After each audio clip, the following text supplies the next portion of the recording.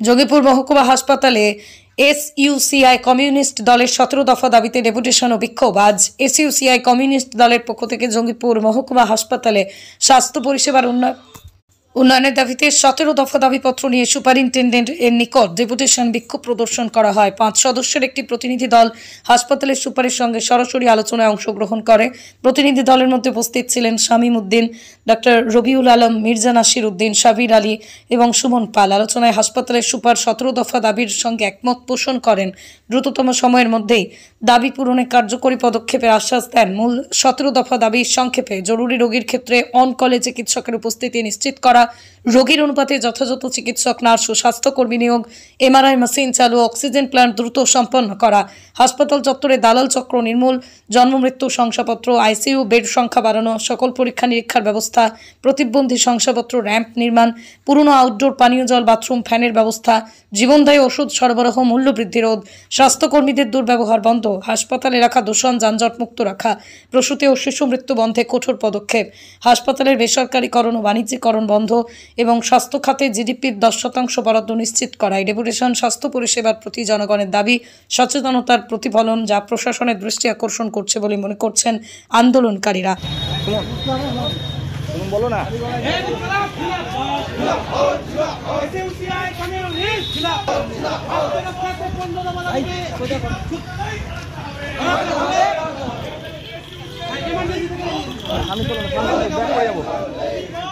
হ্যাঁ এমার্জেন্সি পর্যন্ত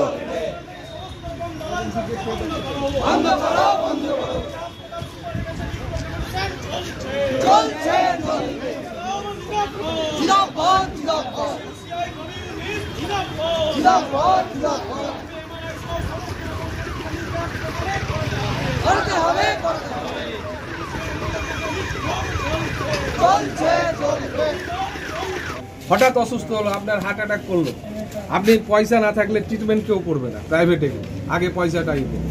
তাহলে সরকারি ব্যবস্থা এই জন্য এই সিস্টেমগুলো চালু হয়েছে, কিন্তু আজকে এইগুলো নিয়ে ব্যবসা করবো বলে আমরা এই ব্যবসা চক্র বন্ধ করবো, এটাকে প্রাইভেটাইজেশন করতে দেওয়া যায় না, যাবে না।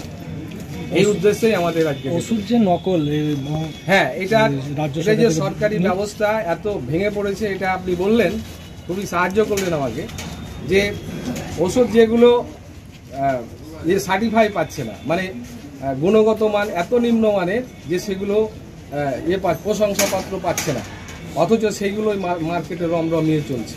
মানে পেছনে কিসের ইঙ্গিত আছে? কেন ভেজাল ওষুধ দেওয়া হচ্ছে? তার উপরে ওষুধের দাম বহুগুণ বাড়িয়ে দেওয়া হয়েছে।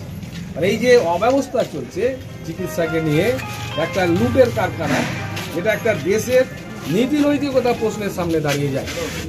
চিকিৎসার মতো একটা পরিষেবাতে এত দুর্নীতি, এত ভেজাল, তাহলে প্রশাসন আছে কোথায়?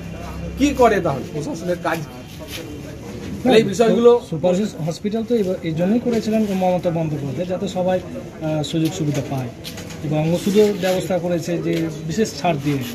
কিন্তু দেখুন, এটা একটা সময়ে সমস্ত ওষুধ দেওয়া হতো, তারপরে কমাতে থাকে। আমরা এর আগেও যখন বামফ্রন্টের আমলে দিয়েছি 100+ ওষুধ ছিল, এগুলো আস্তে আস্তে কমতেই থাকে। 112টা ছিল, মানে তারপরে এই সরকার আস্তে আস্তে সবই গজ পর্যন্ত কিনতে হচ্ছে রোগীদের।